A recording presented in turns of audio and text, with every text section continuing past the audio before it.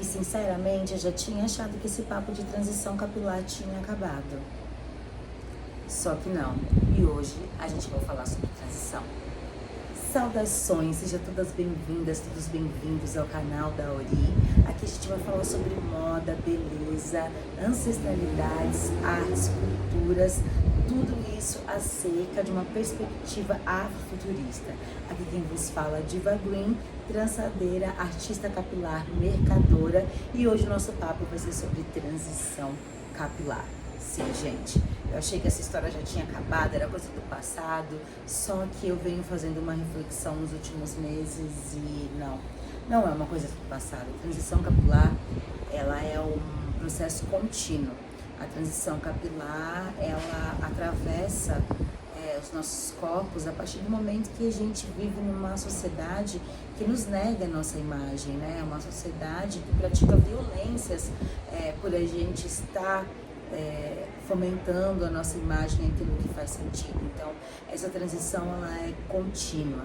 Para quem não sabe o que é transição capilar é quando você deixa uma forma do seu cabelo e está muito ligado a processos químicos, né? Deixa de usar química a partir de uma imposição estética para poder usar o seu cabelo natural, aceitar e amar o seu cabelo natural da forma como ele é.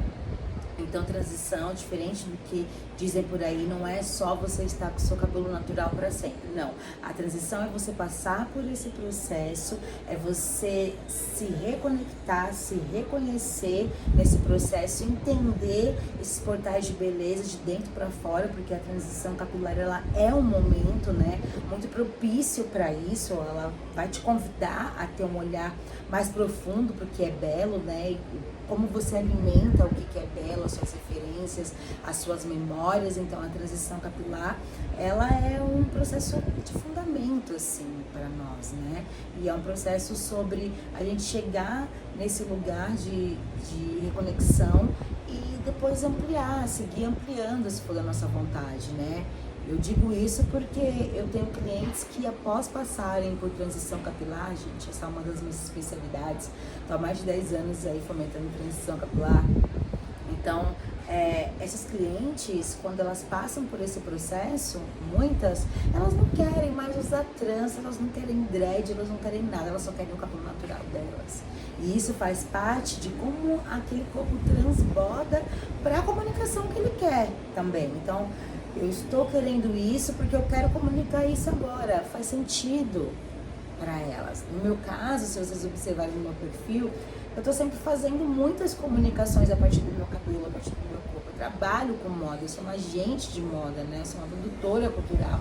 Então, assim, para mim faz muito sentido eu estar sempre comunicando de formas diferentes a partir dos momentos que eu vou, das frentes que eu vou trabalhar, como agora, assim, né? Pra mim eu tô pra gravar esse vídeo, mas eu tava usando as laces, não tinha tirado ainda, não tinha lavado meu cabelo. Eu falei, não, gente, falar sobre transição capilar faz muito sentido eu comunicar como é o meu cabelo e também transbordar essa forma de como eu amo o meu cabelo, né?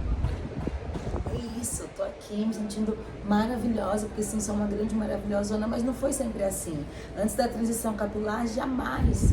Gente, processos de violências contra a nossa estética são tão amplos. Eu me lembro, né, da época que eu atuava com um salão, e quando a gente ia fazer o cabelo das clientes, a gente ia tirar, seja trança, seja alongamento, a gente virava a cadeira para não se olhar no espelho durante esse processo, só quando estivesse pronto. Porque ninguém queria se ver feia daquela forma, com o cabelo duro daquela forma.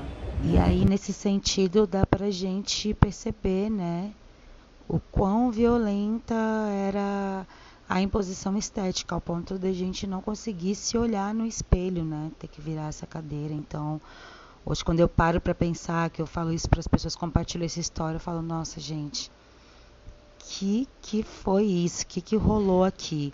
Então, o processo de transição capilar, ele é parte dessa emancipação, onde a gente vira essa cadeira para o espelho com o cabelo crespo e diz, sim, esse cabelo é crespo, sim, tem várias texturas, sim, ele é diferenciado e tá tudo bem. Inclusive, é bom que seja diferenciado também, né? Cria uma identidade, uma personalidade, não como um lugar ruim, assim, do diferente, né? Então, a transição capilar, ela amplia esse portal e ela conecta com a geração tombamento, né? Aí, se vocês forem pesquisar historicamente, e isso tem em portais de beleza, historicamente, como é que foi esse processo, a geração tombamento, ela chega nesse momento, que é onde que nós, mulheres e homens negros, né, falamos não, a gente vai fazer sim, né? E lembrando que esse processo não é um processo também que ele se inicia com a transição capilar. Ele é uma continuidade, por exemplo, do movimento Black Power. Então, a estética, ela já vem, não de hoje, trazendo movimentos, né, políticos, existenciais. Então, a gente observar que essa transição, ela vai realmente fazer com que a gente tenha uma percepção ampla dessas conexões estéticas, vai fazer com que a gente faça essa retomada histórica, né, também, do que são essas referências, do que é belo, né, a transição capilar, ela é muito sobre esse convite. E aí, nessa perspectiva, né, eu tenho colaborado trazendo um material que é uma orientação também para quem está nesse processo ou para quem quer iniciar também esse processo de transição capilar. Esse material é um guia que vai ajudar vocês a acessarem caminhos dentro desse portal que vai facilitar esse processo. E, sobretudo, a gente pensar que esse processo de transição capilar ele não precisa ser solitário. Que esse processo de transição capilar ele pode ser um processo de experimentação e ele pode ser um processo bom também, sabe? Dessa retomada, de você experimentar os penteados protetores, de você experimentar também as wigs. Uma curiosidade importante sobre as wigs. As wigs, né, a minha primeira coleção de wigs, ela chega no meu processo de transição há mais de 10 anos atrás, onde que eu utilizo dos penteados protetores e das wigs para poder passar pela transição, sair da química, porém, não tinham cabelos crespos e eu queria cabelo que fosse mais próximo do meu durante a transição, para que quando eu passasse por esse processo, eu tivesse mais familiarizada. E aí o mercado ainda assim estava impondo muito esses cabelos, essa estética à la Beyoncé, nada contra, eu já usei muito e até hoje eu uso, mas numa perspectiva de você ter uma liberdade capilar, de você libertar a sua estética, não estava sendo bom para mim. Então, as perucas crespas, elas vêm nesse processo, inclusive lá no site vocês podem acessar, ver um pouco dessa coleção, né, que é atemporal, mas que marcou muito essa época e esse processo também na geração tombamento. E aí é um pouco sobre isso, gente. Peçam ajuda, peçam apoio para que vocês se conectem historicamente com as referências, peçam ajudas também a profissionais da saúde mental, porque a depender de cada processo, de cada atravessamento dessa violência que a gente sofre a partir do racismo estético, isso vai fazer com que você precise ou não, né, de ter mais profissionais ali junto com você para que esse lugar seja um lugar mais tranquilo, sabe, de passagem e também de estadia.